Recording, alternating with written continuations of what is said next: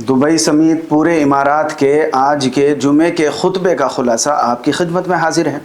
अल्हम्दुलिल्लाह वस्सलातु अला रसूलिल्लाह। मेरे भाइयों, इस कायनात का निज़ाम चलाने वाले अल्लाह ने तमाम मखलूक़ात के दरमियान रोज़ी को एक ख़ास हिकमत के तहत तक़सीम फरमाया है।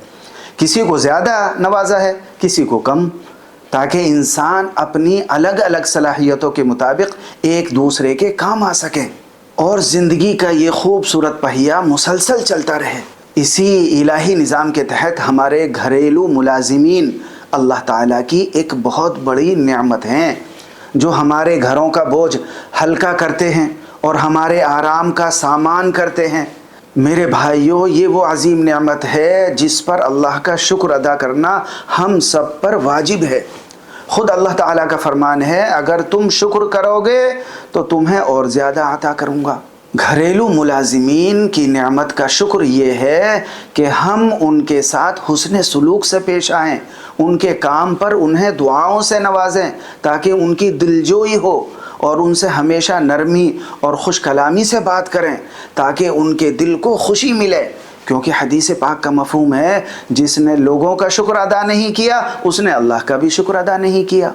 यहाँ ये हरगिज़ न देखें कि उनका दीन और मज़हब क्या है, उनका मुल्क और वतन कौन सा है, बल्कि ये देखें कि वो अपने शहरों, अपने प्यारों और अपने घर बार से दूर सिर्फ़ इसलिए हमारे यहाँ आ बसे हैं ताकि रिज़्क़ हलाल कमा कर अपने मासूम बाल बच्चों की परवरिश कर सकें और अपनी ज़रूरियात पूरी कर सकें।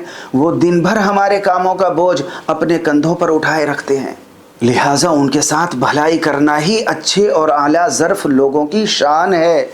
मालिकान अरबाब पर लाजिम है कि वो उनके अच्छे खाने का, अच्छे रहने का और साफ़ सुथरे लिबास का और बेहतरीन इलाज का पूरा इंतज़ाम करें, और ख़बरदार उनकी ताकत से ज़्यादा उन पर बोझ न डालें और उन्हें ऐसे कामों पर मजबूर न करें जो उनके बस से बाहर हों।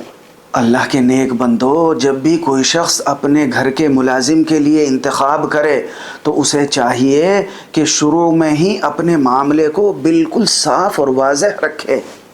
मुलाजिम से क्या क्या काम लेना है वो पहले ही दिन तय कर लिया जाए और तमाम शराइत खुल कर के सामने रख दी जाएं।